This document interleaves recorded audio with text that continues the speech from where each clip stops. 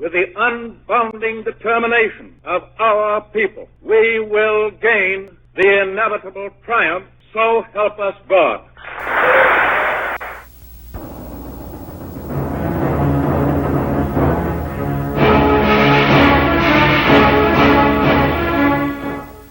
The time grid we know as August 8th to 9th has always been a magnet for events of savage purification.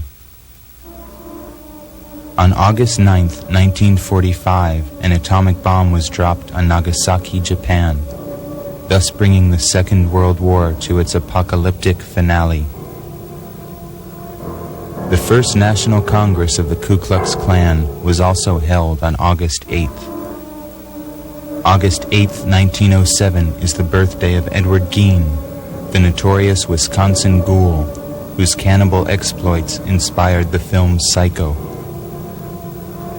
On August 8th, 1914, Hitler's friend Unity Mitford, the British fascist who worked for an alliance between Germany and England, was born. On August 8th, 1985, the Los Angeles Police Department first announced to a terrified public that the Night Stalker, a satanic serial killer, was haunting that city. On August 8, 1974, Richard Milhouse Nixon became the first president in United States history to resign. On August 8, 1969, Disneyland in Anaheim, California, opened the doors of its popular attraction, the Haunted Mansion. Later that same evening, August 8, 1969, at another mansion in Bel Air, California, 5 persons were slain, including the film actress Sharon Tate. The next evening, August 9, 1969, the murders continued when a grocer, Lino LaBianca, and his wife were slain at their home on 3301 Waverly, formerly the residence of Walt Disney. These murders brought the 60s to an end. In that year of fear, 1969, a myth was born that continues to fascinate the world. A man named Charles Manson and other members of his family were arrested in Death Valley and brought to trial for these murders. After the 20-year barrage of books, TV movies, magazines, lies, distortions, one may well wonder, is there anything left to know? Charles Manson has been transmogrified by the electronic thaumaturgy of the mass media into a larger-than-life, hieratic emblem of evil. Manson has become the favored brand name for murder and madness, the very archetype of everything the popular mind understands as antisocial, crazy, and criminal. He is one of the last true heretics of our time. Is it possible to peer behind the monumental edifice of this Manson myth, that fiction forever frozen in time by the famous Life magazine cover of December 19th, 1969? Throughout the world, this image has become an icon, as well known as the logo of Coca-Cola or McDonald's, and indeed Manson has become the property of the corporation, a consumer product designed to satisfy an audience that loves nothing more than to be frightened, to regard its own death. It has been said that every society receives the criminal it deserves. Why and how has America conjured Manson to be public enemy number 1, to serve the need for a villain, a scapegoat, a devil, in a world that claims not to believe in devils? This tape is designed to deprogram the minds of those who are still thinking, those who have not yet been lulled into sedation by the soothing lies that surround us.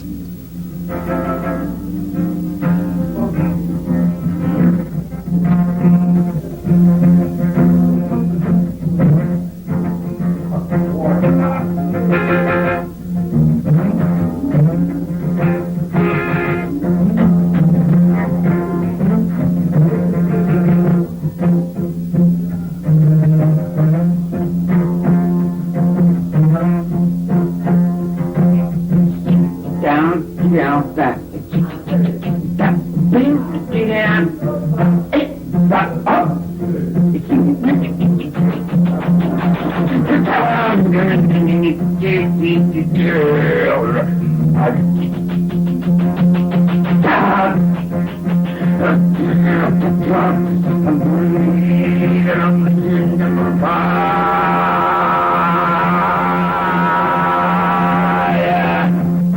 I'm on fire.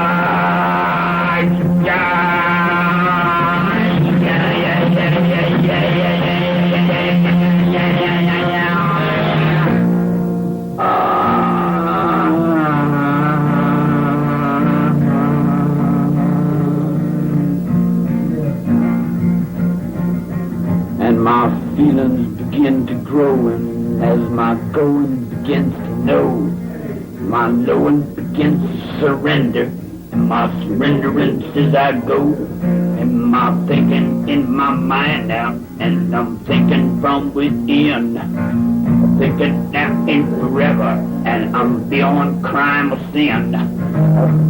Push up on the mountain, and my skin on the top, prepare, I'll get on the high bar, in the Hebrew Dr. Rover, meeting me down mountain. She been around, she came to reckon home.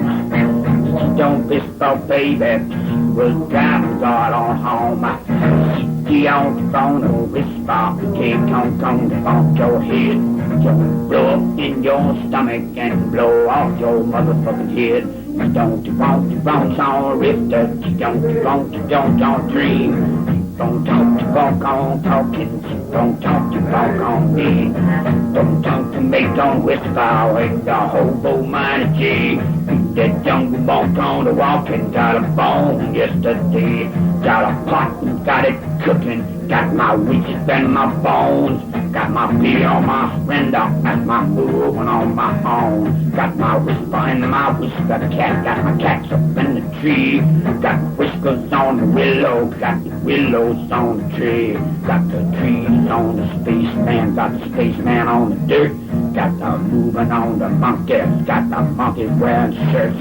Got the wings out on stringing. Got my strings from my head. Got my whiskers in my yellow and my yellows in my bed.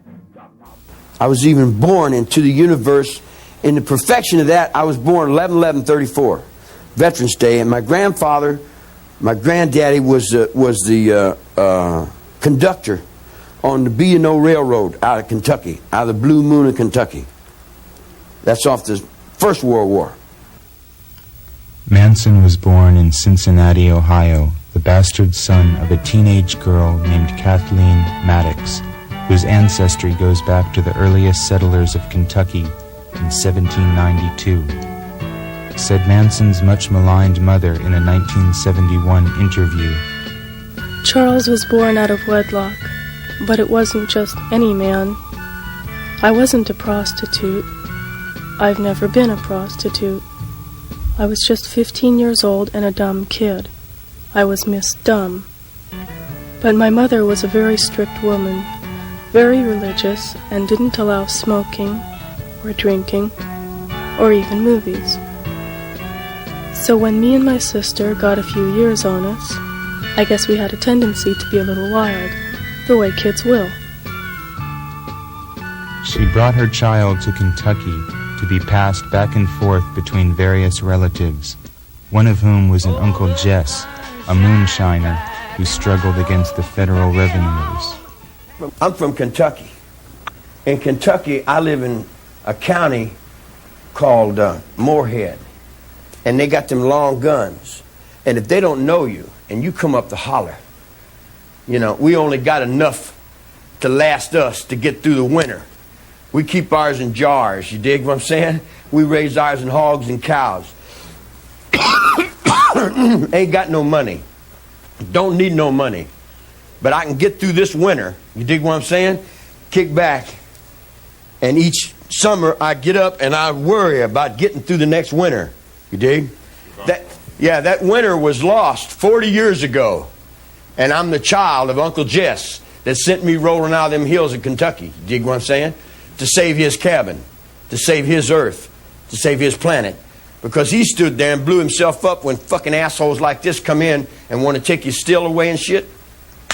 He blew himself up, he blew his kids up, he blew everything up. Hound dog up, chickens up, he blew the whole thing up. But when he blew that up, he went into the same eternal dream. You dig what I'm saying? The same eternal dream that I've been in jail. You can't fake on me. You dig? Because I was your children. You can't fake on me. I was your children of the 40s. Eleanor Roosevelt can't fake on me. Yeah, that's what raised me. I'm a child of my time. You know, you're a child of your time. I'm locked in the Second World War. All your brothers run in Vietnam War. Well, your brothers are like my little kids.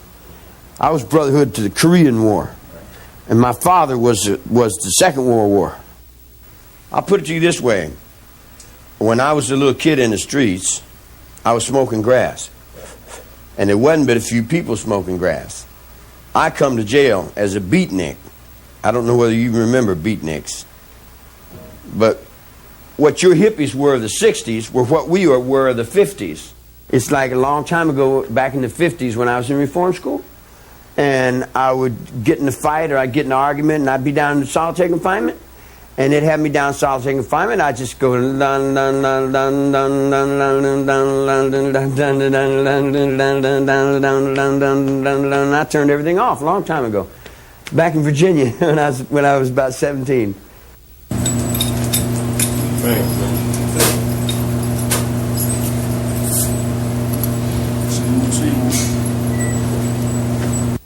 You don't mind if I don't sit down, do you?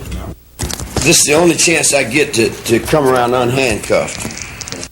For over 40 years, Manson has survived most of his life in what he calls the hallways of the always, the reform schools, jails, and prisons that have been his home and his tomb. His thought was born in the darkness of the hole of solitary confinement, apart from time, beyond the pale of society. In his cell, he created his own world, and speaks his own language, where he has discovered that there is only the mind. Right wherever I am. Because I don't really move. If I'm here, I'm here. If I move over here, I'm still here. If I move over there, I'm still there. And in other words, wherever I go, I'm still there. I call it Pice. Pice, I'm from Pice. I'm a lichen. We're lichens. You want to explain the lichen? Well, I like you, you know. You look all right to me, man. You dig what I'm saying? So I accept you as a lichen. So when I accept you as a lichen, you're like kin to me. Because I never had a family, see? So you're like my kin. You're like kin to me. You know, and I accept you completely and totally into that. All the way through your mother's relationships and your father's relationships. All the little relationships that you guys have. I didn't have that because I was over here in reform school, boys' school. I had the relationship of the guys over here in boys' school, over on the basketball court. The basketball court is my kingdom. Always has been. Because I rule it from solitary confinement. Do you think that's your destiny, not to... No, it ain't destiny. It's just me staying alive. It's my life.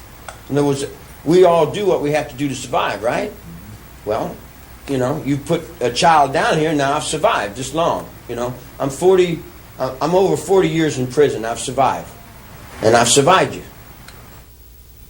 Manson claims that the so-called straight world outside of prison is but an inverted reflection of the underworld in which he has lived. To him, the reality that presidents and law-abiding citizens accept begins in the hermetic, alternate universe of criminals, cons, and outlaws.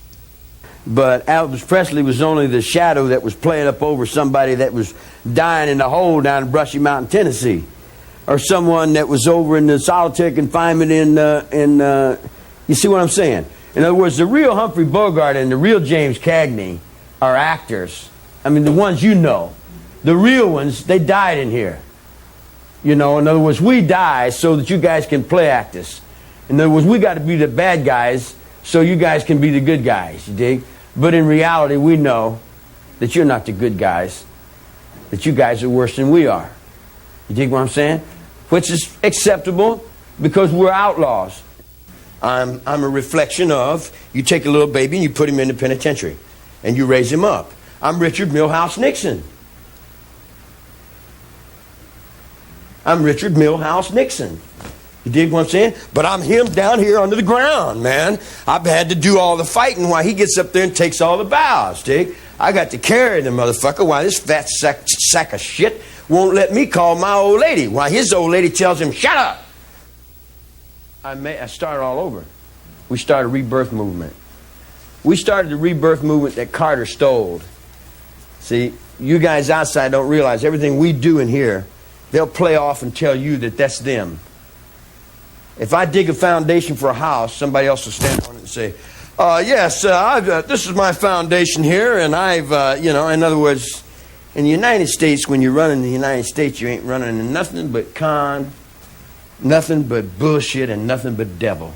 You're running in nothing but demon. The United States of America is the demon of the world. Manson seems locked in a perpetual love-hate struggle with his keepers, cursing them and forgiving them in the same breath. And I stand back and give other people their space. You see what I'm saying? But if they don't give me respect, I'm sending all that back around. I'm sending it all back around. You see what I'm saying? Because I live in my mind. Do you think your mind has power in the world? Oh, I would imagine, yes. Even though you're here? Yes. Yeah, the last wave of these guys, that sent me to Vacaville are all gone now. Dr. Morgan blew his brains out. We can't get into any music because we're in what I'm locked into is a soulless little jealous punk. Probably all kinds of ways we could do it. You could beat on the table. Yeah, I know. I was thinking, let me use that trash can down there, unless you want to pass a rule against that. Everything I do, they make a rule against it, see? If I wanted a bucket of shit, they'd tell me no, you can't have, and they'd pass a rule, send no buckets of shit, man. No matter what I want to do, they want to keep me from doing it. No matter what I want, they don't like it. They, you know, in other words, if I got it. I'm very capable and I'm unhandcuffed. It's altogether different game. And these people that cut my mail off, let me tell you what they do to me. They cut my mail off. You can give this to the next wave of little kids that you grow up to. They cut my mail off. They lie. They cheat. They got some big old fat women that paint their faces and shit and dye their hair. And they cut the legs off the table so little girls can't get over and play with the little guys. And they got all kinds of little sex paranoias and little deceiving, little lying, cheating little things that they play. And then they'll push them off on somebody else and say it's all their fault, that they're no good and we got the bad guys locked up over here and we're all the good guys. You dig what I'm saying? When in reality, man, you got a bunch of scurvy fucking PC motherfucking pieces of shit. You dig what I'm saying? But that's on one hand. Here's where Abraxas comes in. If they didn't have the love to do it, who in the fuck would? Manson invokes the ancient god of the Gnostic pantheon, Abraxas, or Abraxas, a symbol of the eternal now, a state of mind that exists beyond the false dichotomies of light and darkness, good and evil, right and wrong. Manson justifies his forgiveness of his captors in the name of Abraxas, a god that represents total reality. I respect that same fucking asshole that I'm down on every day. That's Abraxas, man. We roll on it. We've been rolling on it ever since he come on the tier. He comes on the tier, I said, fuck you, you son of a bitch. Throw shit and piss in his face. You dig what I'm saying? Knock him down. And he comes back and feeds me with it. And lets me live. And when he lets me live, then I look back at him and I say, well, you know, you're not so bad after all if you let me live. So then I have to let you live. So as long as I'm in here, I got to let him live. Because he's only living in my life. Clang, bang, clang went the big iron door. They put me in a cell with a concrete floor. 9 other men in that cell with me, moaning their fate with destiny. Clang, bang, clang. Clang, bang, clang, clang. How do you you think you survived so well in this situation? Because I'm very adept. I can adapt to just about anything, man. You know, in other words, I stay right here all the time. I've been here right here all the time, all my life. So it's no new thing to me. So when you go out in the prison yard, you got to be up on everything that happens around you. You can't let anything get in. You know, I'm letting you get into me now. You know that, don't you? The Spirit is there. And we could bring the Spirit back to life, but for people like this, you dig what I'm saying? He hates white people. He's scared to death of this black guy. He's afraid this black guy's going to beat him up. The black guy ain't even thinking about it. The only reason he's scared of the black guy is because he's messed over the black guy so bad, you dig what I'm saying? He's got all that back, so what he'll do is feed me back to this dude. You dig what I'm saying? And say, well, here, don't hit me, but jump on him. And then they'll hold me in the point and stand me out here in front of all these black people, you dig? And then push me down in there and try to get me hurt, and try to get me killed in every way they can. And then when they can't, then they say, oh, wow, man. Then they want to wear boots and wonder about, I'm going to catch up with you. I'll bet you I catch up with you. I'll bet you I catch up with you, buddy. I'll bet you I'll make you be what you are. Or I'll skin your fucking ass. I'll hang you on trees. I'll do every fucking thing I can do to do just exactly what I got to do to survive, man. I've been in jail since 1943. I've been locked up all my life. I've been locked up all my life. So I'm in that dream. I am not that dream. Don't get me. I am not that dream. I'm only a witness. One little witness. One little fucking little piece of shit in that dream. There's all kinds of people in that dream that are already all down the road, you know.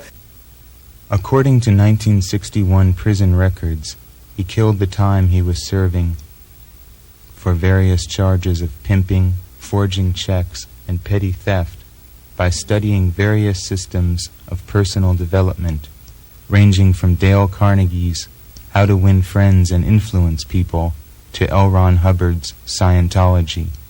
On the vernal equinox of 1967, March 21st, at 8:15 a.m., the 32-year-old prisoner, number B33920, was released from Terminal Island Prison, requesting permission to travel to San Francisco.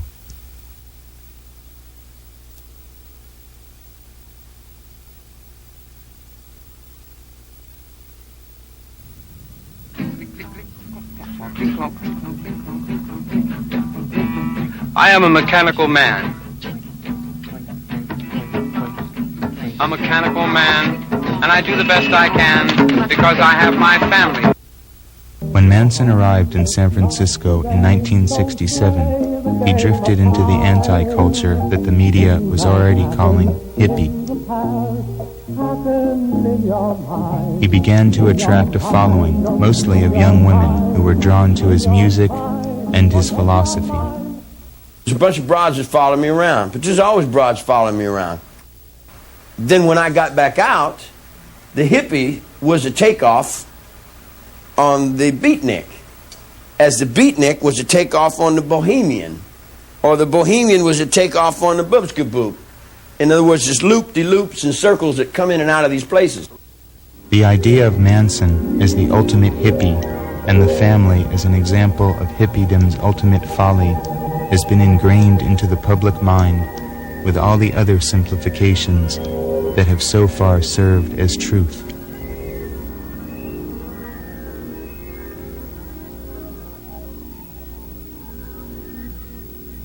In fact, as Manson has pointed out, he was a child of the 30s, not the 60s, and the family ideology had very little to do with the ideas of passivity and racial and sexual equality characteristic of the 60s.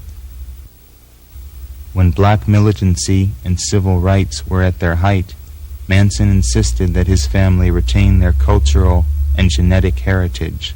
When the feminists were burning their first bras, Manson taught his family to look to nature for an understanding of the balance between male and female, initiating them into the joys of complete submission.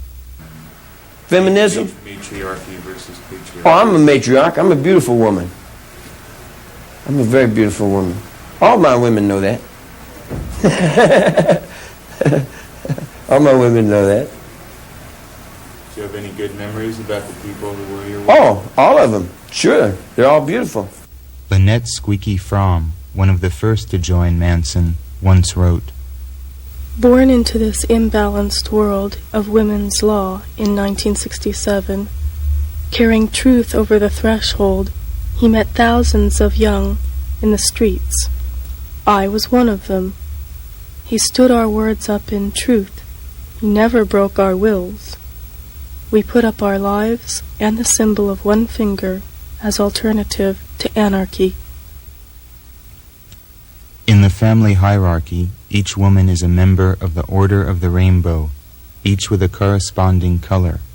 Lynette Fromm's color in the rainbow is red.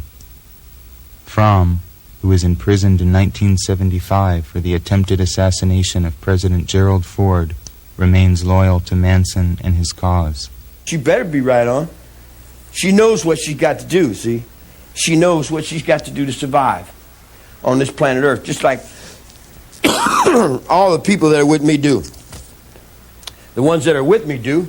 The ones that are not with me are not with themselves. Squeaky, the one that's down there doing life trying to get me out of jail. When Fromm escaped from prison for 2 days on Christmas Eve of 1987, a wave of paranoia swept across the nation that had not been seen since 1969.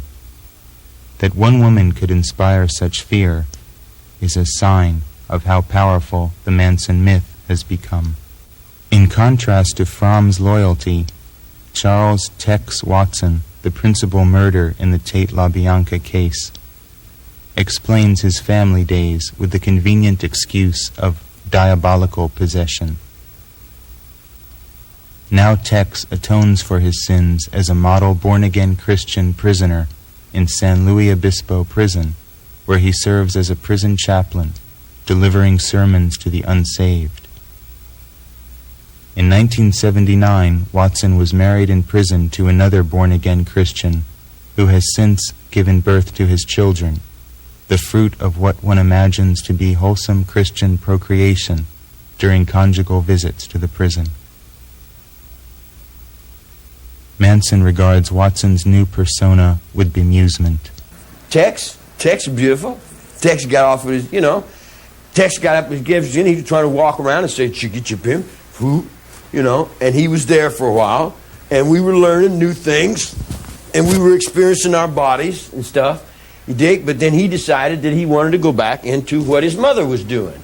And I looked over at him and I said, well, if you can get anything new over in there, you dig what I'm saying? Go ahead and see what you can find out, but I'll tell you everything on this finger that's over there. Save you a long trip. But he wants to go back through Jesus Loves Me. You dig what I'm saying? He wants to go back and worship and play all the games that we played for 2,000 years. And if that's what he wants to do, it's okay with me. I'm still right there saying, all right, man.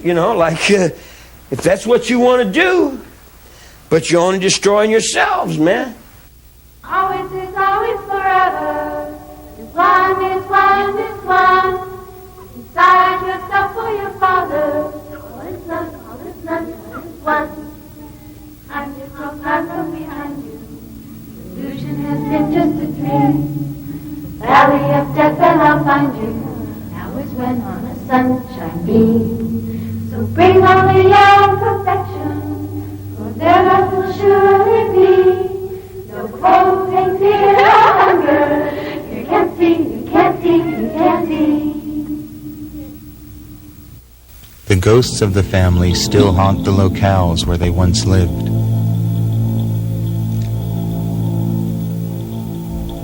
In 1968, Manson persuaded the octogenarian George Spahn to allow the family to live on the ramshackle movie set, the Spahn Ranch, in Chatsworth, California. It had appeared in countless old cowboy films as the archetypal Western town. Here the family engaged in an ongoing psychodrama, changing their names and personalities, immersed in their own dimension of make-believe, with Manson serving as director. They lived inside the facades of the crumbling sets, tending the horses on the ranch and living off of food thrown away in supermarket garbage bins. Now, 20 years later, only a field of overgrown weeds stands on the site. the Spahn Ranch was burned down in a fire that destroyed every last trace. Here in this creek bed at the side of the hills leading into the Santa Susana Mountains, the family would gather in these shaded coves to listen to Charlie's music and practice their marksmanship.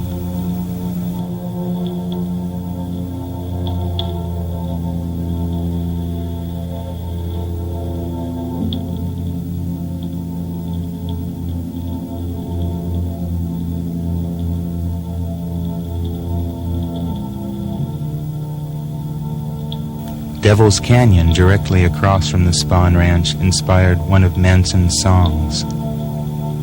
The pass where the devil you can see, Santa Susana is the pass where you look for me.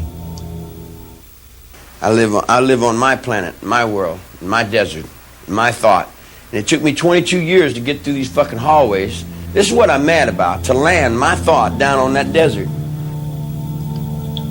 On Halloween of 1968, Manson decided to move his tribe away from the nearby urban decay of Los Angeles and into the wilderness of the desert, where he imagined they would find the complete freedom they sought. That Halloween night, Manson and a few others camped at the tiny Newman Cabin, a refuge for miners and prospectors on the outskirts of the Death Valley National Monument. Manson's name is still carved in the wood of one of the Newman Cabin doors, along with the year he first came to this desert.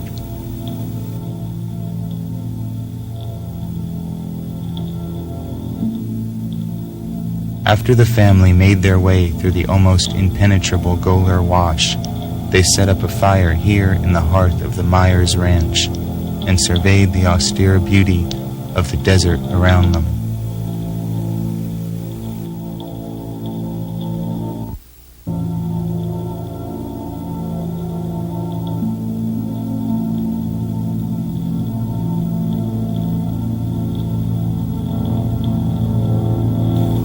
One of the family girls knew of an abandoned stone house down the road, owned by an old woman named Barker.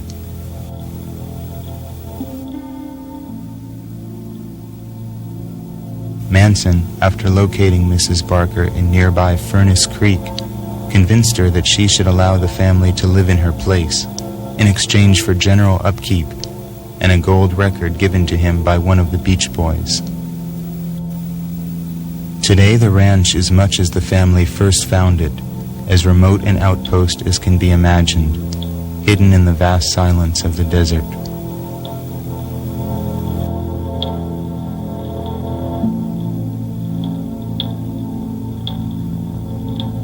Little has changed in the kitchen where the family prepared its meals.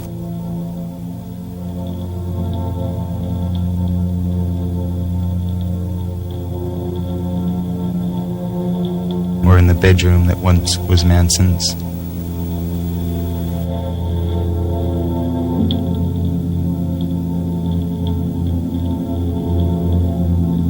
Now, what comes to me, I have to deal with, don't I? So I go out in the desert, and I'm sitting in the desert, and I'm not bothering anybody, and I'm just having a good day. I'd rather be a coyote in the desert, but I've got to play act this goddamn human thing, this form that I'm in.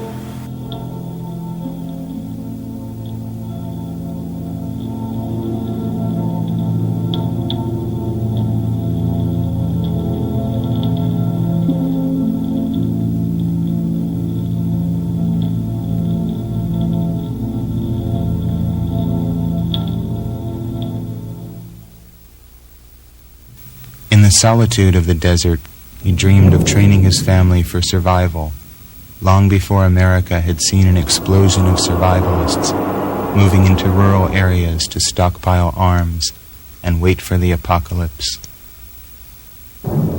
Inspired by the exploits of Field Marshal Rommel, the Desert Fox, in the 40s, Manson began a massive project of stealing and converting cars into dune buggy attack vehicles. They would be a new Africa Corps that would rule this desert domain far from the sick city. The motorcycle clubs that Manson had brought into the family, the straight Satans, Satan's slaves, the jokers from hell, would serve as auxiliary troops. You dig? But if you want to get up and ride, we'll ride, and I'll be right there with you. You know who I ride with? I ride in Venice, California, with straight Satan. Near the Barker Ranch, the remains of hundreds of stolen cars still lay rusting in the desert sun. One can still make out the fading psychedelic paint jobs. My world's out there in that junkyard. You know my world's in that picture. You know what pictures my world's in. This auto graveyard is one of the few signs that the family left behind. Its atmosphere is that of the remains of a lost civilization, an archaeologist's excavation. So distant does the alien world that blossomed here in 1969 seem. Oh, garbage dump, oh, garbage dump, why are you called a garbage dump? Oh, garbage dump, oh, garbage dump, why are you called a garbage dump? The family foraged into the nearby naval bombing range, where they stole a communication wire which was strung around the Barker Ranch, further adding to the impression of a command post.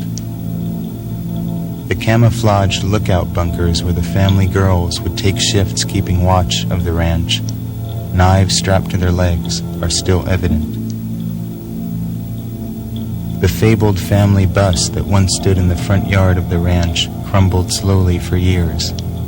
Eventually, local prospectors dragged the infamous relic to an abandoned mine and dynamited it, as if symbolically destroying the spirit the bus once stood for. As Manson's plans for extending his increasingly militaristic commune to the further reaches of Death Valley expanded, getaway routes were planned. Emergency supplies of ammunition and gasoline were hidden all across the landscape. This still full can of gasoline stands hidden under the same rock that Manson left it under decades ago. Manson, familiar with local Shoshone and Hopi Indian legends of a subterranean lake beneath the desert, made sporadic attempts to search for what has come to be known as the Devil's Hole or the Bottomless Pit. Squeaky Fromm designed this prototype Armageddon jacket as the uniform for the Devil's Witches. This cavity in the striped butte near Barker Ranch is still said by desert miners to sport geysers of water, and may be the source of the idea, long a part of local folklore in Death Valley, that posits the existence of an underground body of water. Eventually it was here, in the quest for the bottomless pit, that the family was destined to make its last stand.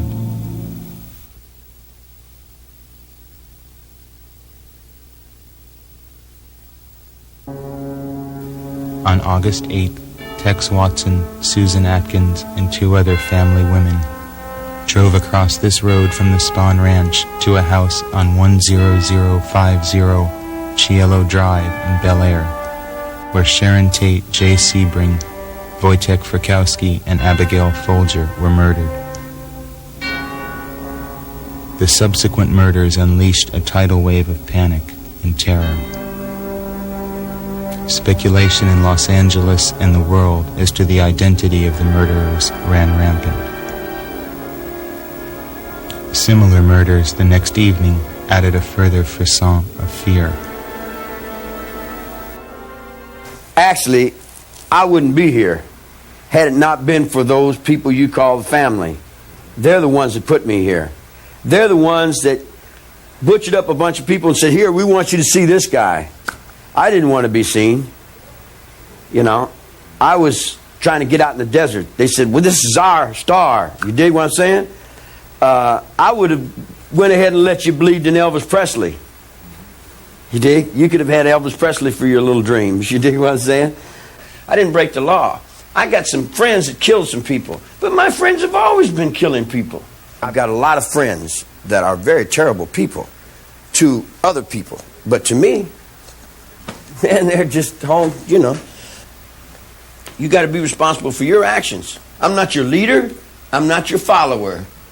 Like the Kennedy assassination, the impact of the so-called Manson murders can never be fully understood. They entered immediately into the folklore of our time, an impenetrable cipher. It would be impossible to penetrate the fog of disinformation that covers these murders, the thick veil of rumors and theories, conspiracies and cover-ups that obscure the way. Were they the first casualties of a holy war? Tex Watson's revenge for a drug burn by Wojciech Frykowski? Susan Atkins' attempt at a copycat murder designed to free Bobby Beausoleil? Were the murderers strangers to the slain? There are only questions. The murders seem to echo the sordid epitaphs of old Hollywood in their excess. Jay Sebring, the hairstylist to the stars, had been living in the house where 30s actress Jean Harlow's husband, Paul Byrne, had killed himself decades ago. Ironically, this article in the Los Angeles Times wondered idly who the unknown assailants were, while an article right next to it answered the question. On August 16, 1969, sheriff's deputies raided the Spahn Ranch and arrested most of the family suspected of auto theft. They were released shortly thereafter for lack of evidence, without the police ever suspecting that they had had in their custody most of those involved in the murders. Of all the masks that Manson has been given to wear, it must be said once and for all that the most blatantly false is that of Manson the mass murderer. That Manson was not present at any of the murders, that his name is inextricably connected with, is a simple fact of history.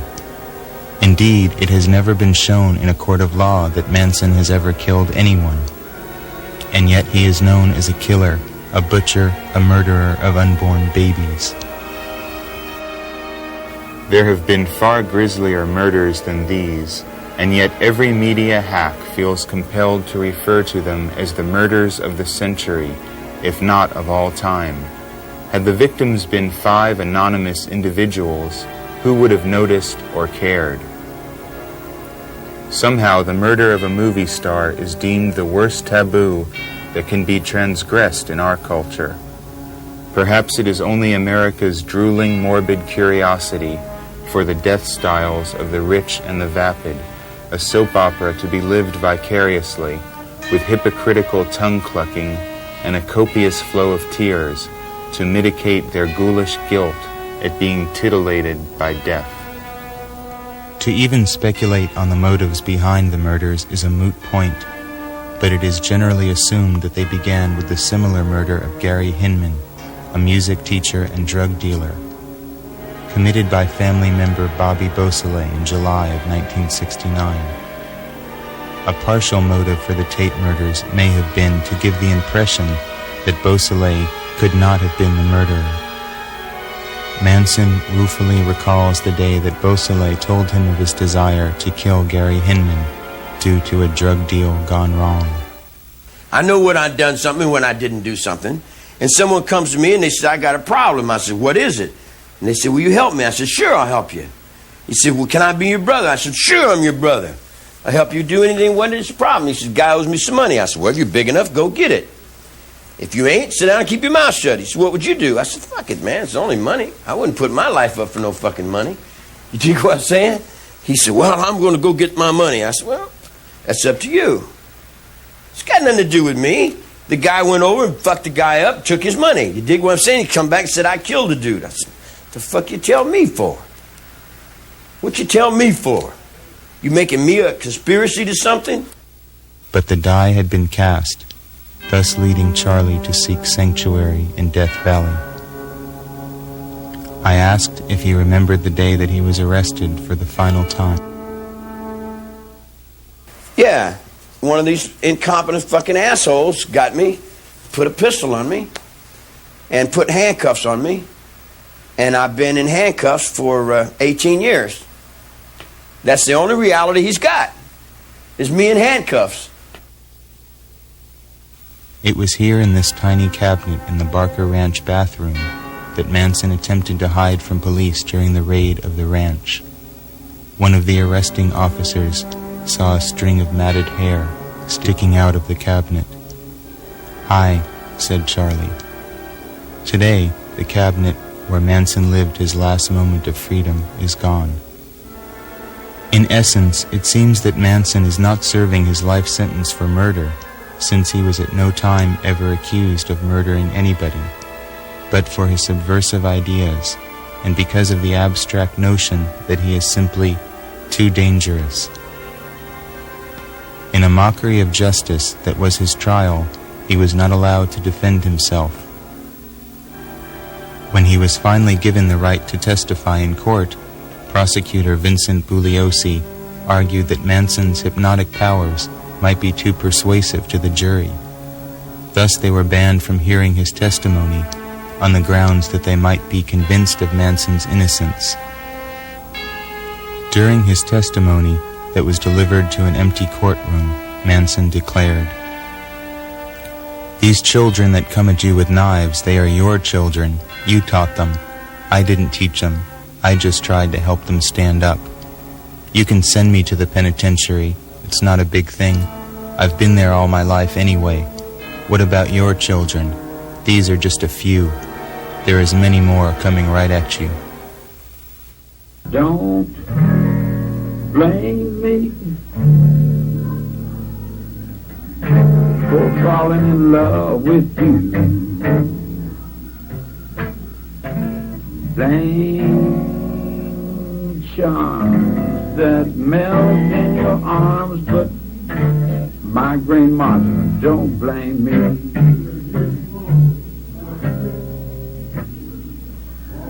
Can't you see when you do the things you do? Say that you're saying, or pray that you're praying, but don't blame me. I can't help it if that doggone moon won't shine. All that stuff, that's right. You've been standing on the sunshine, and don't blame me. I never told you what to do. I was stupid enough to believe that I had rights in this country. You know, I believed that what the judge said. In other words, I worked for 20 fucking years to get out of jail. I did everything these assholes told me. I thought that dang was my daddy, man. I played up underneath that fool and did everything he told me to do, right? Just perfect. Perfect to the letter of the law, all the way down the line. Then when I got outside, I never broke that law. I'm incarcerated because they're afraid. And I'm sitting there watching all you fucking Rube Scoops, you dig? Playing my life all these years. You take me from court, you dig? And the lawyer represents me, and then he got guys that represent him, and then they all represent that, and then these guys represent me, and they all represent that, and they're only representing me to start with.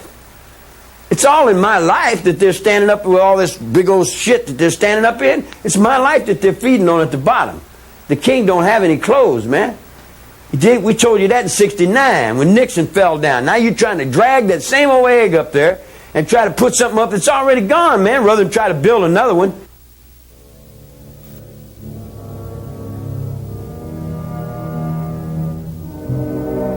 Manson is crazy, it is said, because he believes that he is Jesus Christ. Behind this cartoon conception is a more complicated cosmology than has been previously understood. And then you see Jesus and you see Christ as being a little God, partner. Because I had the altars of the Druids long before the cross came. And the altars of the Druids will be there long after the cross is gone. Whether the Christians like to accept it or not, you dig what I'm saying? The cross came by and passed by my window, and I seen it go by, and I said,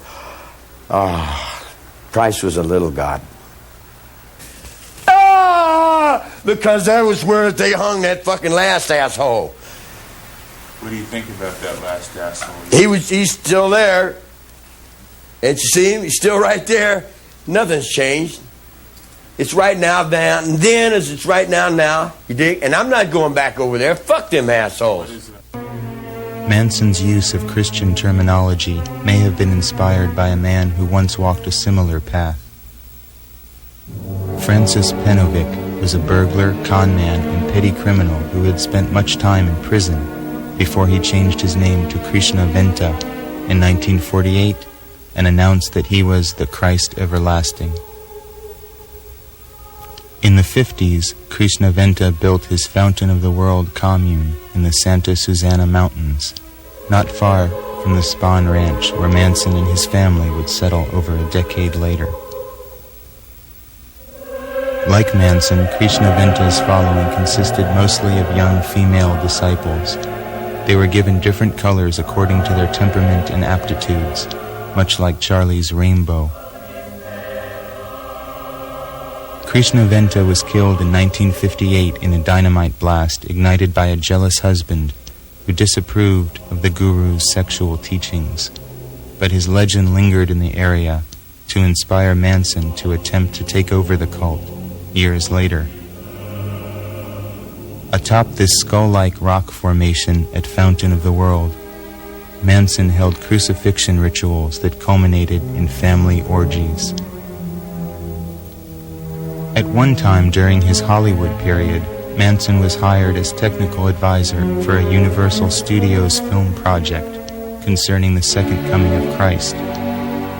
When Charlie learned that the producers intended to portray Christ as black, he abandoned the project. You see, now, every time I come down off of this, you don't like me. Then I'm a no good son of a bitch. Because then I put a piece of steel right there on my leg, and I sure not can cut anything with any place I want to cut it. And I live within the sphere of me. I don't push it off on nobody else. You take the most holy man they got, you dig, and treat him as worse as they can. Degrade him, drag him through all kinds of shit, spit on him, cuss him, just do everything, and then turn around and go to church and worship him on Sunday and think you're going to get away with it. Don't work that way.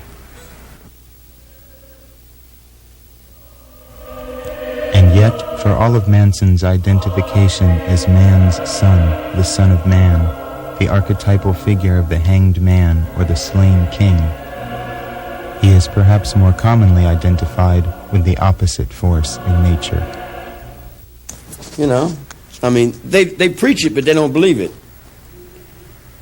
I believe it. I don't preach it, but I know it. It's a reality. It's a reality. Jesus Christ is a reality. And so is that other guy.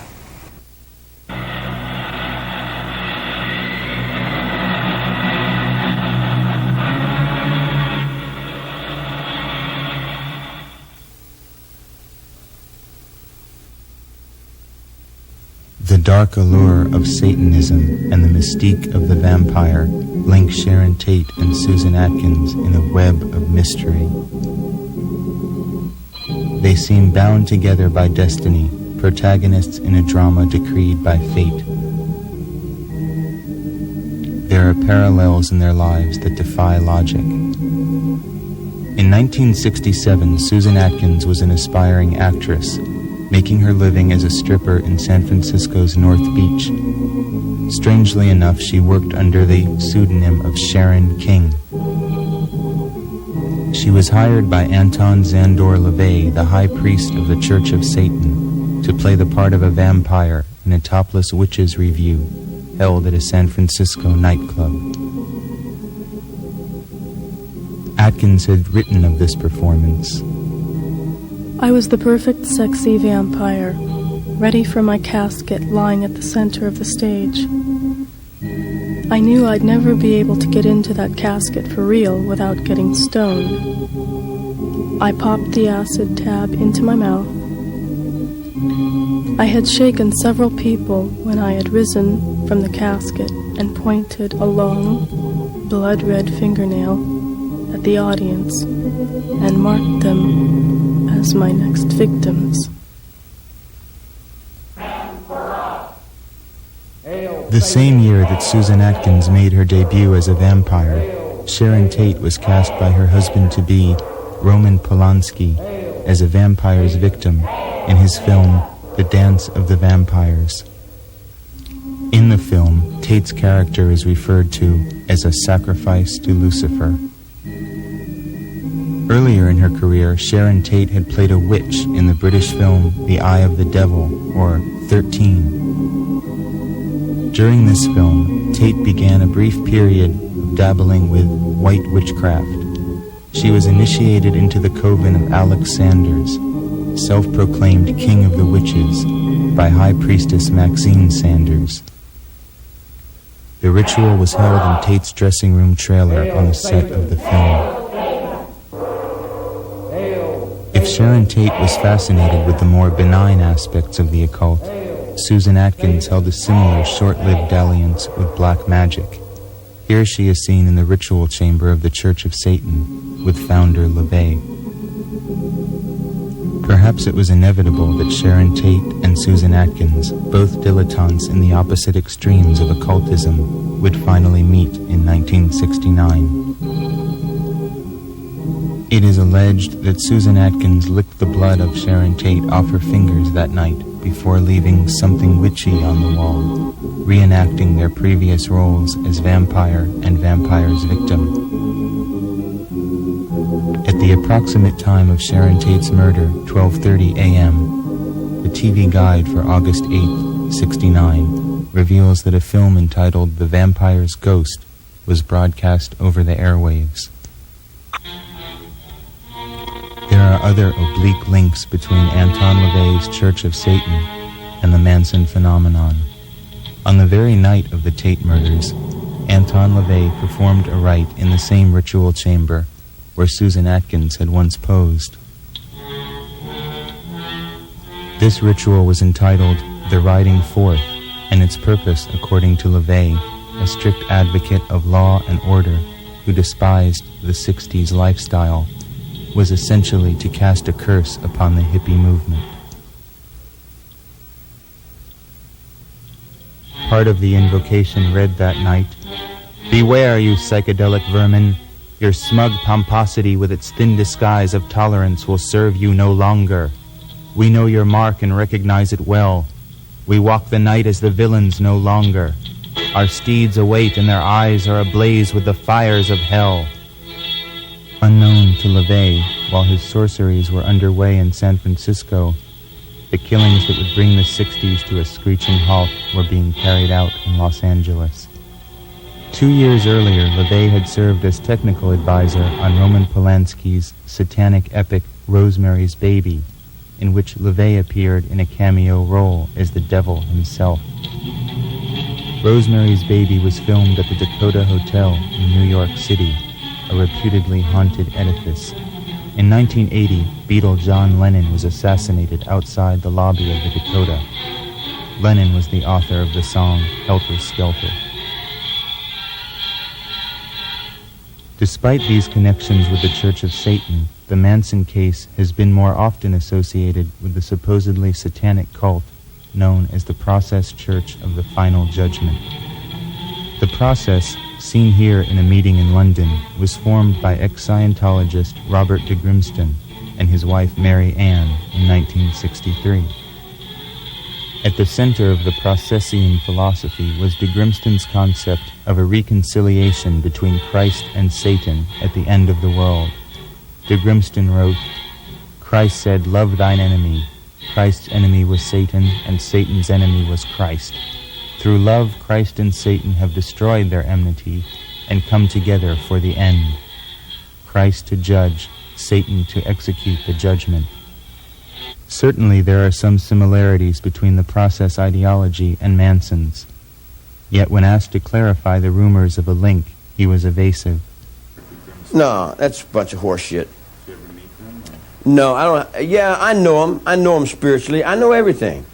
I know everything. You lived there on Cole Street, sort of. Yeah, I was in the same vibration as all those people. Yeah. In other words, you're with somebody, you know they're there, you're running with them. Oh, you know what I'm saying? You're out in the bushes with them, and you're coyotes with them, or you're spiritually allied with them in the scorpions, or you're spiritually allied with them in the awarenesses. The image of the process as a war-loving neo-Nazi death cult was largely created by Ed Sanders in his book The Family, which led to a $1 million lawsuit against him. In fact, a thorough study of the process reveals them to be little more than a sophisticated kind of Jesus freak cult. More Christian than satanic, preaching a humanitarian creed far removed from their sinister reputation.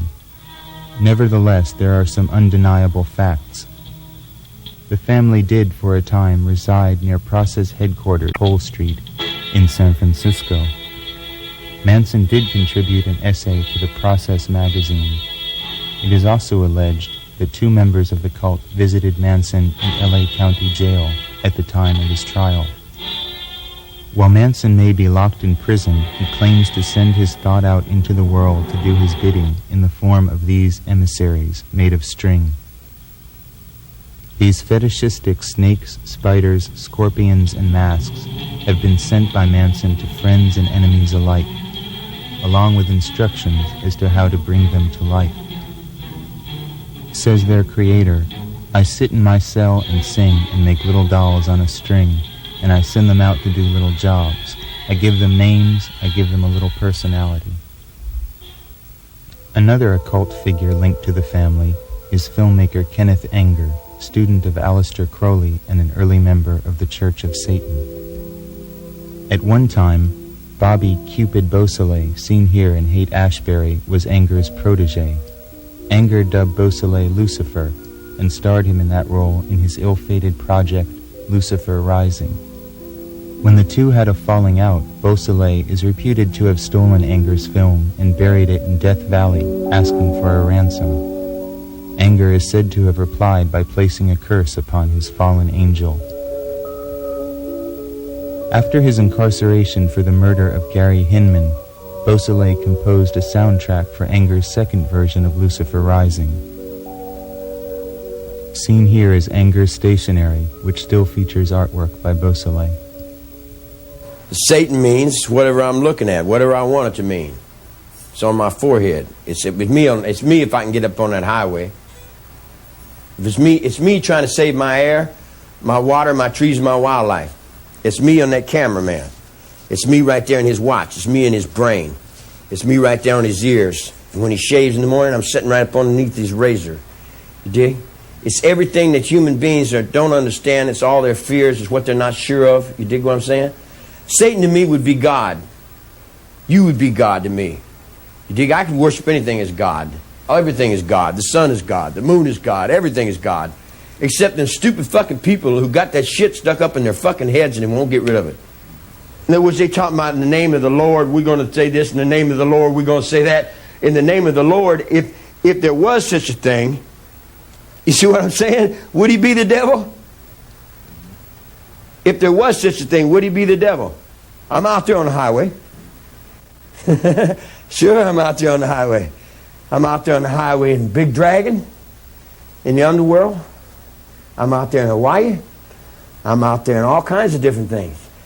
You might say I'm kind of like Satan. I'm in so many different places at once. Yeah, it would be like Satan. It would be very sharp for one person to do all the things that I'm going to have to do to survive. In you, and in you, and in you, and in you too. Manson the Revolutionary has inspired extremists on both sides of the political spectrum. The left-wing group The Weathermen, whose leader Bernardine Dorn proclaimed in 1969. Dig it. First they killed those pigs, then they ate dinner in the same room with them, then they even shoved a fork in a victim's stomach. The Weathermen announced that 1969 was officially the year of the fork. In 1974, an aborted plan to break Manson from prison was concocted by Manson followers in cooperation with the Symbionese Liberation Army. At the opposite polarity, Manson has served as the inspiration for such racist socialist factions as the Ohio-based Universal Order, whose founder, James N. Mason, created this flyer extolling Manson as an independent genius. Well, as with all of us, my first awareness of Manson came in 1969 with the so-called Tate killings. And I was a teenage kid sitting at home watching the news, and the word flashed. A bunch of Hollywood types had been killed out there, presumably by hippie types. And of course, being a National Socialist in the 1960s, I was highly anti-hippie, but I was just as much anti-Hollywood. And so the only thing that flashed across my mind then was good. Couldn't have happened to a sweeter bunch. Mason, a one-time associate of the late American Nazi Party leader George Lincoln Rockwell, spoke of his fervent belief in Manson's cause. But it has to come from the people, from the blood, and it's a fortuitous genetic combination, as with Adolf Hitler. Who could have predicted Adolf Hitler? And who could have predicted Charles Manson?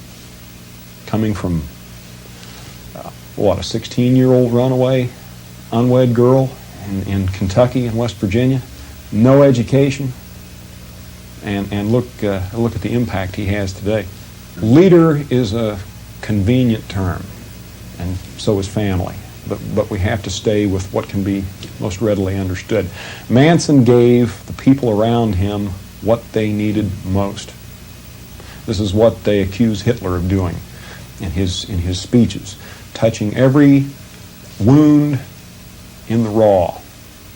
He can have an audience of 100,000 and reach every member of that audience independently, separately. And Manson did the same thing. Manson designed this logo for the Universal Order, but clearly separates himself from the fray of left-right dichotomy. I wish you'd send James a copy of this and tell him if he had them swords, I just reach and take them swords and I break them and throw them down on his feet. You dig what I'm saying? And I tell him, now stand at attention when I'm talking to you. That's where it comes from. It didn't come from no fucking book. Stand up or I'll knock your fucking brains out. You dig what I'm saying? Handcuff the son of a bitch down there and let me, I'll show you how I interrogate the motherfucker. You dig what I'm saying? I'll interrogate you. I'll reach in your brain and pull your fucking soul out and throw it on the floor. I'm tired of this bullshit, you dig? And all these people that run around and play acting like hoo-hoo gaga and playing all that shit, they better get in line or get off the motherfucker. You dig what I'm saying? Lynette Fromm has written, As for Manson's revolutionary right-wing cause, I believe that if Manson had wings, he'd have at least two of them, and a substantial soul self in the center. Indeed, Manson's vision of order in the world surpasses any simple political solution. And Jackson wants to run to be president. Man, you better hope somebody wants to be president. You dig what I'm saying? But who in the hell would want to be?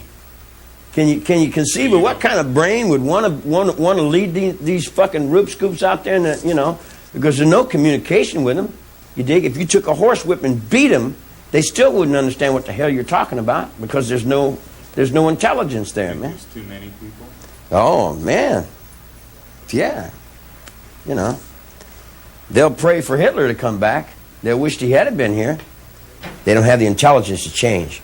Once you get them, they'll go, the rest of their life, They'll do that for a paycheck, You tell them, don't do that no more, and they go, There's no communication. You tell them, I tell them, stop doing that. And they'll go, I said, stop it. And they'll go, and you cut someone's fucking throat and throw blood in their face, and they'll go, You see what I'm saying? In other words, there's just no intelligence, man. You don't have any hope for mankind. Not on that level. Not on that level, I don't. No. That's not mankind. That's not intelligence. It's not even beast. It don't have the intelligence of a zoo. Now they're all running from Jackson, right? They're all making excuses. They don't want to give him this driver's seat, do they, huh? And I'm laughing like crazy, man. Because I think when he goes up there and says, well, now, what have we got here? He's going to find out he's got a fucking bunch of bullshit there, too. Makes no difference what they call you. I call you the Boosku. You're the commander of Mamscam. What does that mean? You still got to live with what you do. You dig? Well, evil. In order to put this world into order, how much evil do you think would have to be? You see what I'm saying? In other words, just to think world peace up underneath these incompetent fucking assholes that run these places. You dig what I'm saying? What kind of man you think would have that in his head?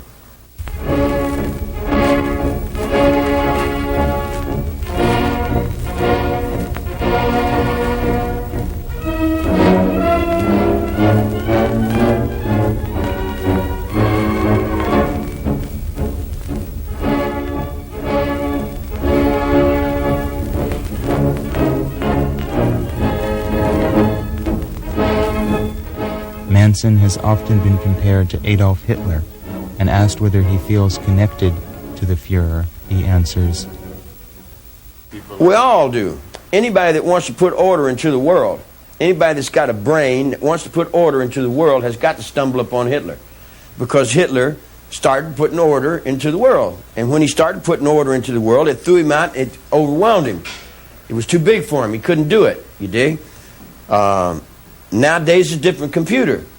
If it's a different world, it's a different thought. Nowadays, you don't need all that explosive power. You can do it on your computers with your buttons and stuff, with your aids and baids, and with your biscuit braids and biscuit buttons. I just think he was throwing in his time doing his trip for whatever. See, you don't have any other choice. Once you get order in yourself, then you got to reach the order in your own household, in your own family, in your own kin, in your own kind. You got to reach that order. You can't go, I can't go and tell this man something until I can tell me something. If I'm right within me, then I can tell him what's right within what I think. But each man has to be right within what he thinks, dig? I can't make another man right. The other man got to be right with himself. Des Friedens.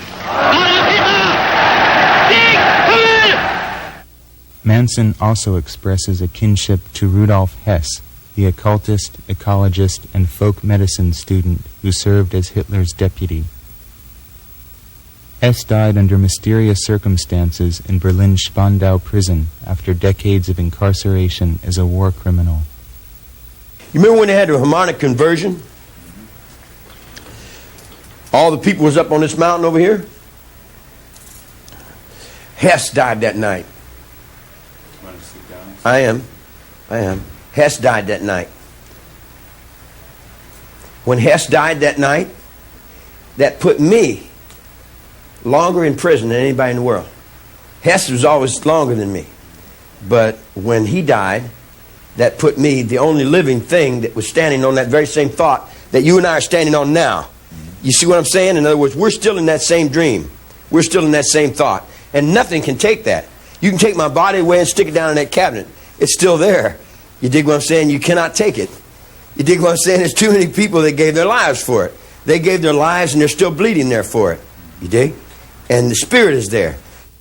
Manson has certainly been an influence on the burgeoning U.S. skinhead movement, and perhaps the skinheads are the true inheritors of the spirit of the shaven-headed girls that performed their sidewalk vigils during Manson's trial. Yeah, there's no order because incompetent assholes like this run your world. These are the fucking ding-dings that run your world, man. Look at him. Fat hanging off his fucking jaws. He's an incompetent piece of shit.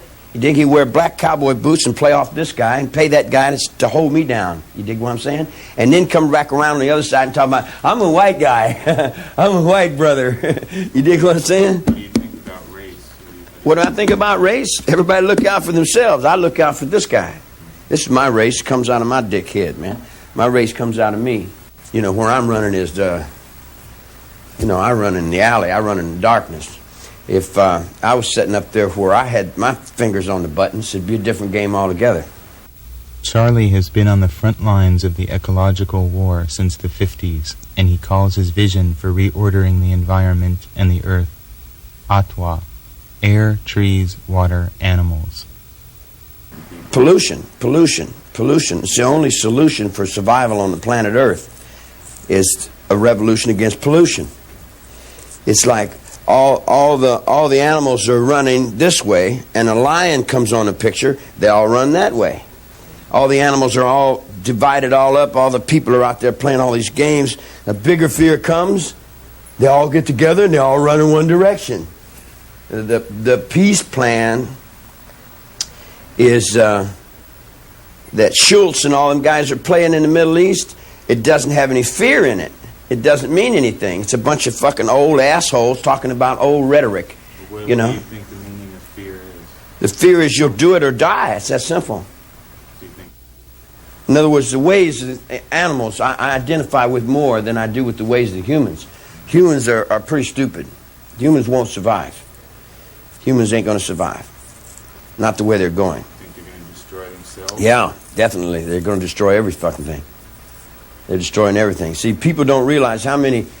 If you sit down and you started thinking people, it would take you 10 weeks to think up 200 million people, man. Do you know how many people that is? Now, you run out of food with 200 million people. You run out of oil with 200 million people. You run out of thought with 200 million people. You got a lot of meat there, man. That's a lot of meat to deal with, dig? You know, I'm reaching for perfection, just like we all reach for perfection. But my perfection is in the air, the water, the trees, and the wildlife. And it goes beyond my physical. You see what I'm saying? In other words, they can't understand. I've already gave this physical up, man.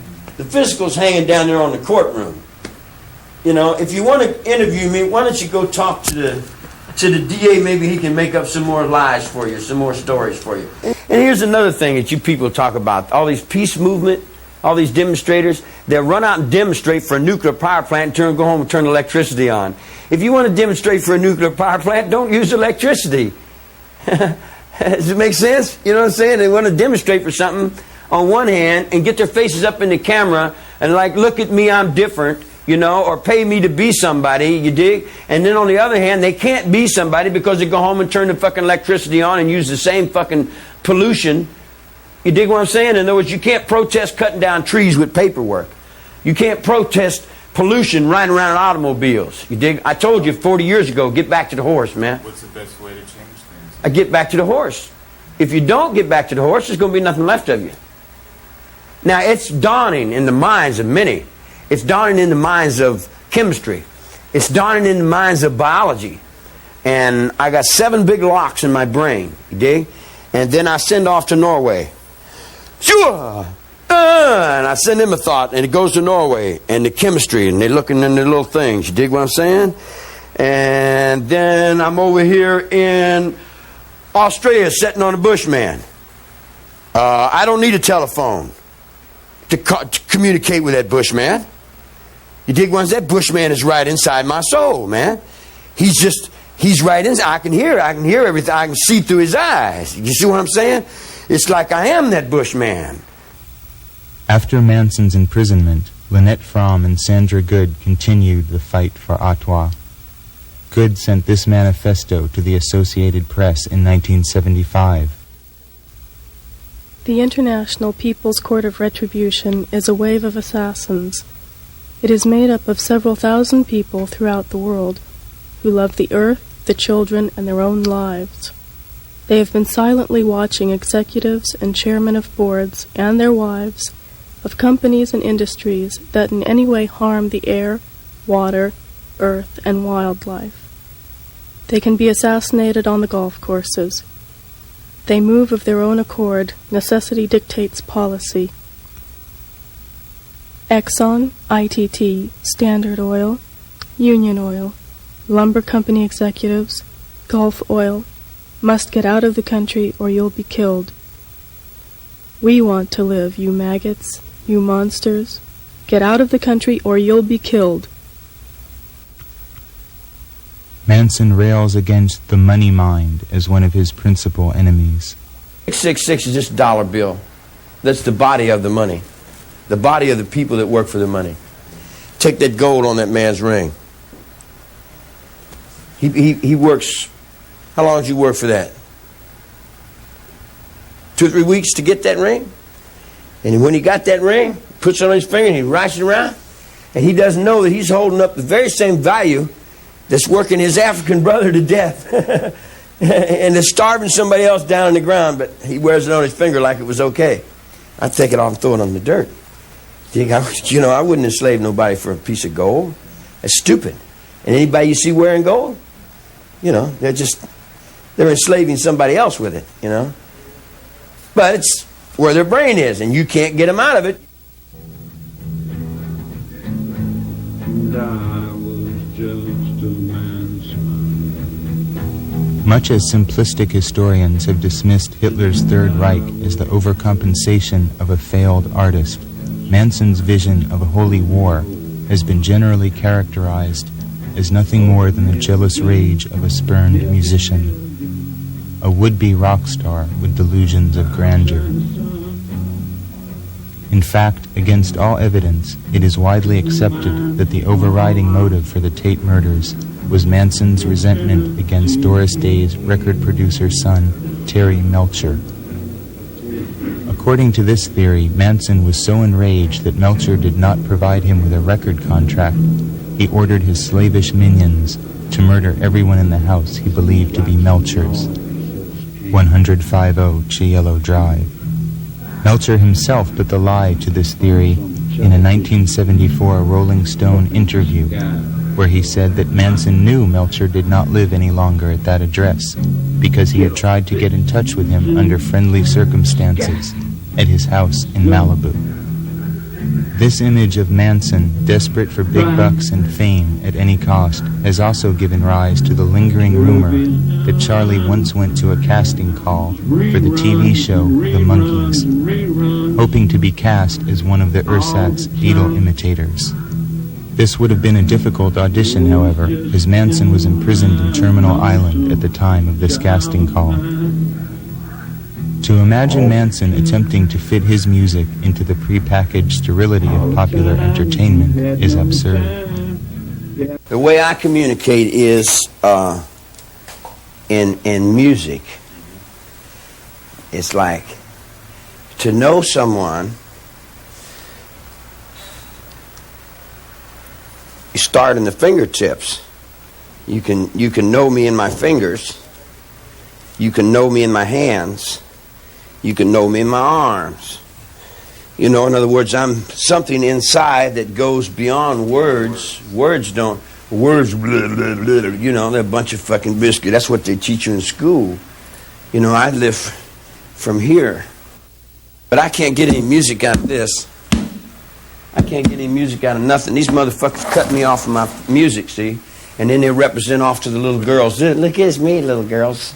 Music is my soul. Music's the way I express. It's my religion. It's my religion. You've also said sex is religion. Yeah, sex is a reflection. Everything's a reflection of this. When you reflect that, you reflect music. I reflect it in music.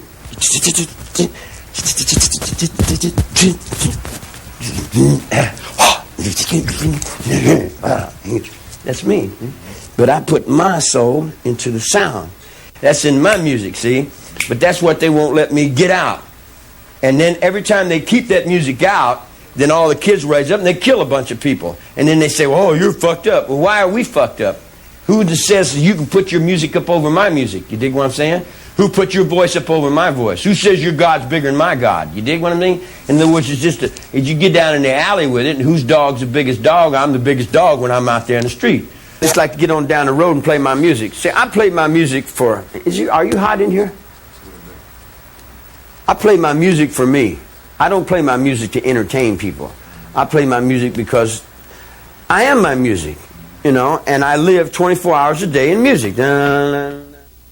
Manson began concentrating on the guitar in 1959 when he was serving time with Alvin Creepy Karpis, the last survivor of Ma Barker's gang.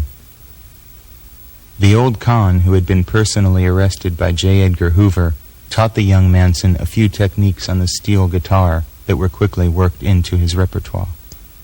In 1968, Manson and the family met the Beach Boys, seen here at a Halloween get-together. They admired Manson's music enough to record one of his songs, Cease to Exist, although they altered the lyrics to the more palatable Cease to Resist, and retitled the song Never Learn Not to Love You. The song can be heard on the Beach Boys' 2020 album. Because when I fell out of this penitentiary and I was playing my music, you, Neil Diamond, Buffalo Springfield, Beach Boys, all them guys came to me, you dig, and you said, how can you play this kind of music, man? We've never heard this kind of music before. You know, and said, wow, this is strange kind of music, you know. And I said, oh. And they copied and stole from me and took it down and put it in whatever they did, you dig. Dennis Wilson, the Beach Boys drummer, was particularly taken with the family and allowed them to inhabit his mansion for some time. Wilson raved in one interview that he had a friend who was a little like the devil, who liked to be called the Wizard. Sometimes he frightens me, Wilson admitted. Manson, however, is scornful of the idea that his friends in the music industry were of any help to him at all. Ain't nobody ever tried to help me do nothing, man. Nobody helps you. Everybody wants to ride. They talk about help, but there ain't no such thing. You got to help yourself. Everybody that says they want to help you, you dig what I'm saying? They got, you know, everybody's, you know, we all hold a little, and then who does it all balance off on? Utilizing one of the Beach Boys' recording studios, Manson recorded an album of songs on August 8, 1968, exactly a year before the murders transpired. The album was released as Lie after Manson's arrest. He has since recorded other music which has been smuggled out of prison and distributed to a few devotees. Perhaps the ultimate myth relevant to Manson and music is the fiction created by Vincent Bugliosi, stating that Manson believed the Beatles were sending secret messages to him on their White Album. I'm not of the 60s. I'm not a generation of the 60s. The 60s were little kids to me. The Beatles were like punk rock is to you. That's what the Beatles was to me. You know, that's not my era. My era was Bing Crosby. I'm 53 years old. I'm not a teeny bopper. In a sense, Charles Manson the man no longer exists. He has been replaced and transformed by the symbol rather than the flesh and blood being. The real Manson now resides in the imagination of the public, voracious for their next vicarious thrill. As for the man himself, he claims not to care how the media portrays him. Fuck the people out there. Well, that don't know you. I don't give a fuck whether they know. Anybody that don't know themselves don't know me. I don't give a fuck about people. I'm looking out for this guy. Right here. You're not angry how the media has portrayed you as this villainous monster? What does that mean? It doesn't mean anything. Media is a rerun. Public opinion's a little girl. It's a toilet paper commercial. It's got nothing to do with reality. Reality's here. Reality's now. As with other villains of our time, Manson has been immortalized in wax in chambers of horrors all over the world, from London to Jerusalem. Ever since the trial, the Manson book genre has been a cottage industry in itself. While some information may be gleaned in these texts, one is usually forced to read between the lines of the author's self-service. Whether it be the self-righteous bluster of Bugliosi, or the Christianized crocodile tear confessions of Miss Atkins and her associates, the subject is more obscured than illumined by this ever-growing library. The self-proclaimed counterculture produced many underground comic books dealing with Manson, diverging in tone from the snide approach of R. Crumb to the preachy Legion of Charlies that compared the My Lai massacre to the Tate murders. It was inevitable that Manson should have become grist for Hollywood's money mill. For the most part, he has been the stuff of low-budget exploitation films, which attempt to turn the case into cheap horror, taking morbid delight in the sexual and violent aspects of the cult.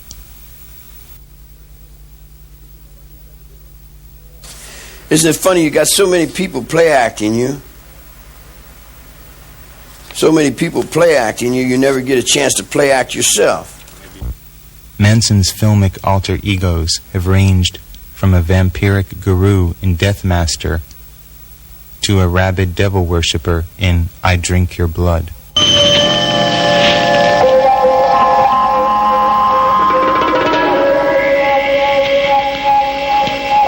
Let it be known, sons and daughters, that Satan was an acid head. Drink from his cup. Pledge yourselves. And together we'll all freak out. A strange cinema reality link is this final scene from Sharon Tate's final film, 13 Chairs, prophetically featuring a Manson doppelganger. After this scene was filmed in Rome, Tate returned to Los Angeles and her destiny. Compared to the vision of bloodthirsty snuff guru so prevalent in the 70s, Manson is increasingly presented in a lighter vein of recent date, as this scene from a supposed comedy entitled Armed and Dangerous reveals. What are we to make of this subtle shift in perception? If indeed the monster the media created can be reduced to a slightly wacky figure of fun, perhaps there is a change in the zeitgeist brewing. The far-seeing journalist Wayne McGuire predicted in 1970 that someday in the future, Charles Manson will be a major American folk hero. While housewives may still shudder at tabloids such as these, there are indications that Charlie is becoming a less malevolent presence in the oversoul. Manson the commodity can be purchased not only in bookstores and video emporiums, but in clothing stores as well. Indeed, one trendy shop in London was named Helter Skelter. A nightclub in Los Angeles also uses the name. In 1987, the Piedmont Candy Company released a short-lived deck of collector cards called Terrorist Attack, which features Manson in distinguished company. John Asnile, director of the cult favorite Manson's Home Movies, a Super 8 extravaganza that documents the gorier elements of family history, offers an entire spectrum of Charlie memorabilia to an ever-growing market of Manson files under the aegis of his Manson Archives. At a recent satanic rally in San Francisco, the film The Other Side of Madness was shown to an audience that cheered through the reenactment of the Tate murders. On the fringes of society, there have been small but serious efforts to rally public support for the cause. A shadowy organization called the Friends of Justice planned a series of concerts to raise legal funds for Manson. At Manson's 1989 parole hearing, a group of black-clad protesters picketed for Manson's release. However, if there is something new in the wind, Manson is indifferent. This whole motherfucking attention thing, I don't need nobody's attention about nothing. I can do what I do by myself. I don't need nobody. I ain't looking for no followers. I'm looking to survive. And survival to me is out there in that desert, running around with them wolves and them coyotes and them bugs and birds and bushes and things. I want to get back on the ground with mine, you dig? But now I can't get all these people that are trying to be and do like me. You dig what I'm saying? In other words, like I got all this fucking attention on me. I got 900 million people. You dig what I'm saying? Now how do I get away from them?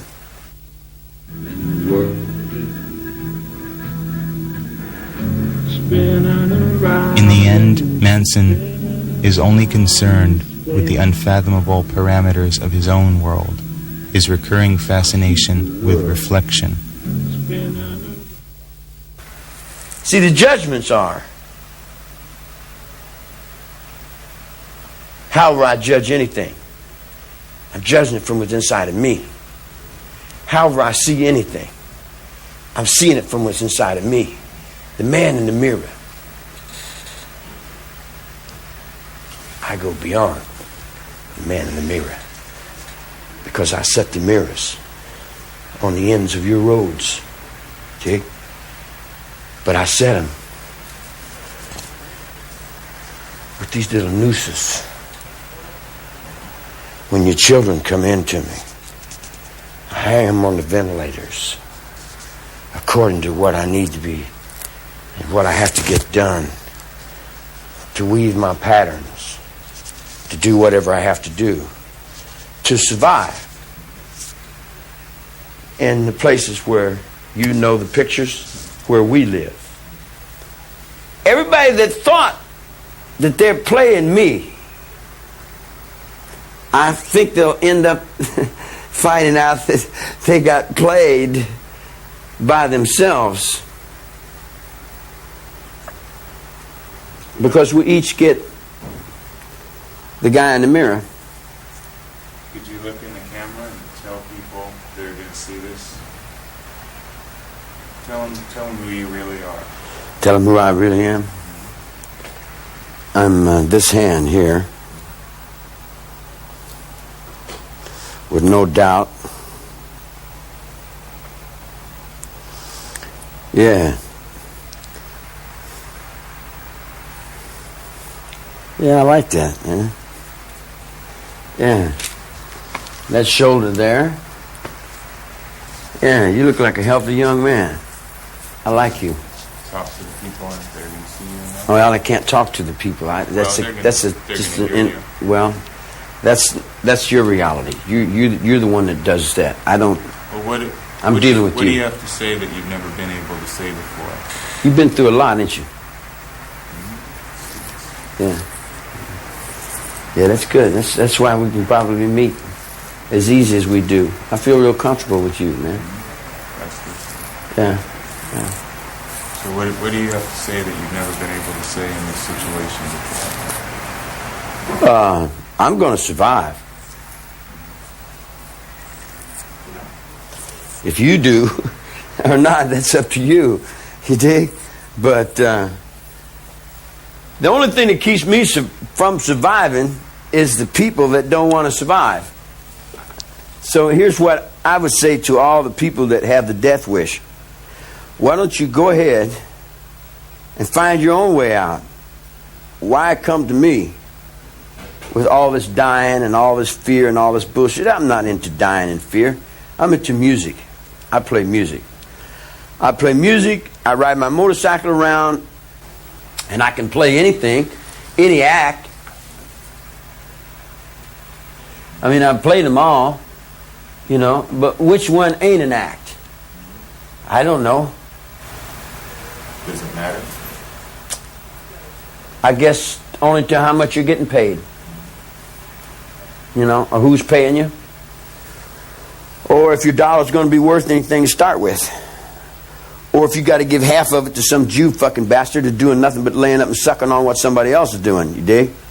In other words, I can't get the maggots out of my brain. Everywhere I look up, man, I got these little fucking bloodsuckers that get in my head, and they want to just feed from me some more, you know. And I say, good God, man, ain't you fed on me enough? 2,000 years ain't made you fat enough to get off my fucking neck, man. You dig? Who am I? I'm anybody I can get away with being. I'll take his clothes and put his boots on and get the hell out of here. Walk on down the road and be a hobo.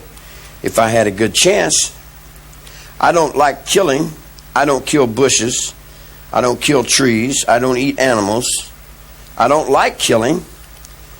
But I'm just like anybody else. I can, when I'm pushed to do that, I can do that just as easy as eating a piece of steak or cooking a chicken. It all balances off on Rock Hudson to be the macho until they find out that he's not really that. Or to the Marine sergeant who can't say what he's doing in the locker room. You know what I mean? I mean, who cares the balance of what the in-betweens are, you dig? In other words, am I a bitch, a homosexual, a punk, or am I a macho, or a boot goop, or a flim-dim? Or am I all things to all people in all ways? Am I their death if they seek it too closely? Am I their judgments if they find harshness within themselves? Am I their benefactor if I've got the... in other words, like, what am I? Oh, me? Hell, I don't make nothing happen. I just walk along with what's going on. I mean, make happen. What your thought? Well, the same thing with you in your world. What you know, like you've made me happen. I mean, you know, how can you say I make you happen when you made me happen just as much as I made you happen? I'm only what you put into me. You dig what I'm saying? You put your thought out into the world No. You put your thought into me. You sent me this, and you did that, and you said so and so, and you put such and such, and I said, oh, this is what you see? Man, this must be, wow, you know what I mean? All right, you know what I mean? In other words, if that's what you see, then I'll meet you in that. Yeah, that's beautiful. Fantastic.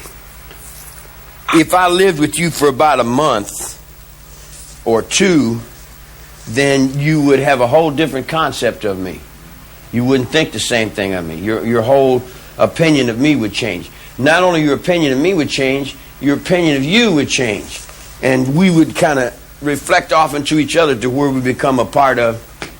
They'll walk up and down and tell you, yeah, this is me, baby, and this is me, real boo, but that ain't them. It's just a carbon copy reflection of. They won't let the reality of. You've said that you're a reflection of everything around you. Sure, what else could a child be? That goes into you. You're going to reflect it sooner or later. If I'm going like this, pretty soon you're going to reflect that. All children do. I'm born right now. Anybody that puts their life on the line for me, I've always been right there with them. Because I stay right there all the time. I was born and raised there. I stay there all the time, constantly. I'm so much there, you dig what I'm saying, that Japan came over and said hello. And I said hi. You dig? And then anybody with any respect would respect me. But any punk that don't have respect and all that fear and insecurity, you dig? Then they treat me like the fucking punk that they are. In other words, they give me all their insecurity. I can't see no mistakes. I think the infinite wisdom of all things are perfect. Even these guys, even though I don't agree with them, you dig? And I conflict with them, and I argue with them, and I struggle for the same thing they struggle for, perfection. Don't place no emphasis on history because they'll all lie. The truth is that your history books are full of bullshit. Most of your books are full of bullshit. You know that, being a writer yourself. How do you think people are going to remember you? I don't think they're going to be anybody to remember anything. They're destroying everything. Mm-hmm. They'll destroy it all the way back down to the coyotes and the wolves and the scorpions and the bugs and the snakes.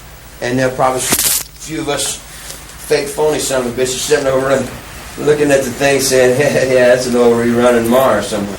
I'm just checking that dude out, man.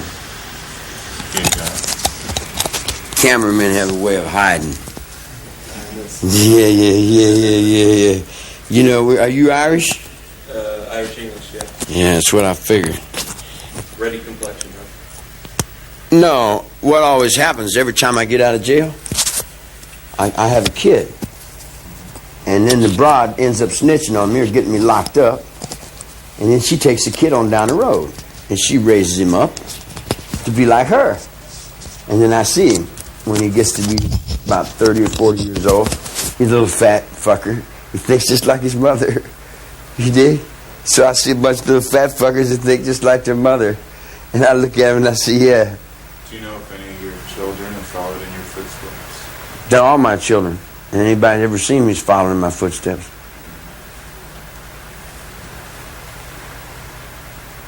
How else could they do anything else? Should I explain that? Yeah.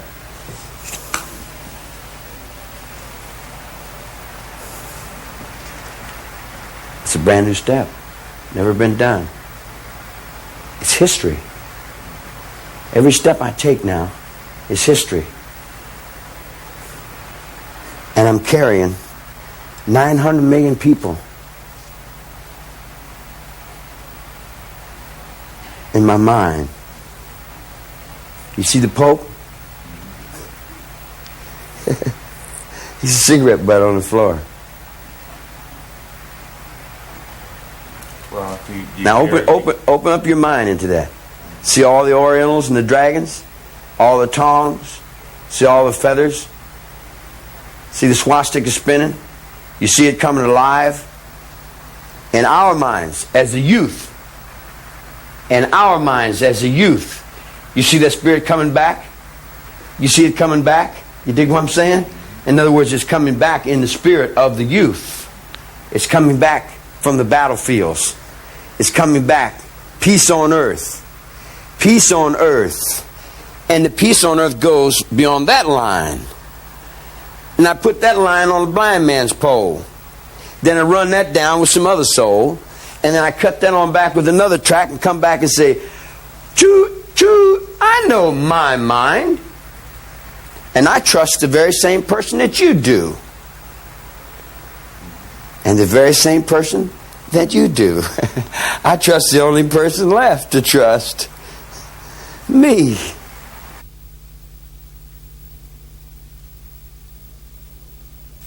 Manson will always stand as a challenge to all preconceived notions, playing the role of shaman to a society out of order with nature, out of harmony with its own bestial heritage. As the world sinks further into the long slide of self-destruction, Manson's legacy will endure. If he is mad, his is the madness of a visionary, a prophet without honor. Lynette Fromm has captured the Manson enigma best when she said, Everyone has wanted to make him small, yet a monster, stupid, with hypnotic powers, a fascist and a commie, a prejudiced nigger lover, a macho punk, both Christ and the devil. Or, on the opposite side, of everything.